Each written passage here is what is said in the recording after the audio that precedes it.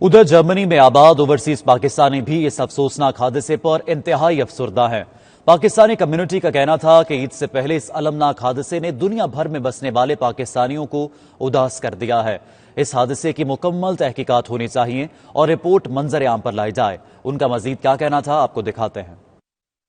قوم تو پہلے ہی کورونا کی بیماری میں مبتلا تھی، پوری دنیا کے اوپر یہ چل رہا تھا، اور یہ ابھی ساتھ میں جو پاکستان میں پی آئی کا حادثہ ہوا ہے، یہ تو انتہائی افسوسناک ہے، جس سے پوری قوم کو اور ہمیں بھی دلی افسوس ہوا ہے۔ اس میں بہت ساری قیمتی جانیں جن کا نقصان ہوا ہے، قسم سے دل خون کے آنسو رو رہا ہے۔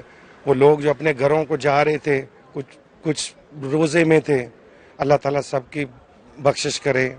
اس ماہ رمضان میں ویسے بھی وہ سارے انشاءاللہ جنتی ہیں، ان کے آباء و اجداد کو اللہ تعالیٰ صبر کی توفیق عطا فرمائے۔ بہت ساری قیمتی جانیں ضائع ہوئیں جن پر ہمارا دل بہت زیادہ دکھی ہے۔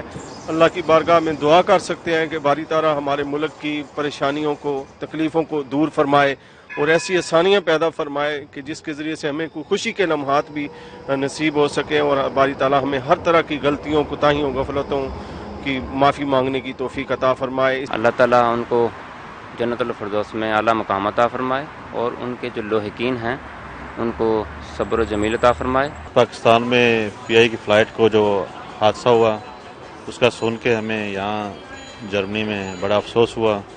وہاں جو قیمتی جانیں ضائع ہوئیں، ان کا بھی بہت افسوس ہے۔ اللہ تعالیٰ ان کے لاحقین کو صبر کی توفیق عطا فرمائے۔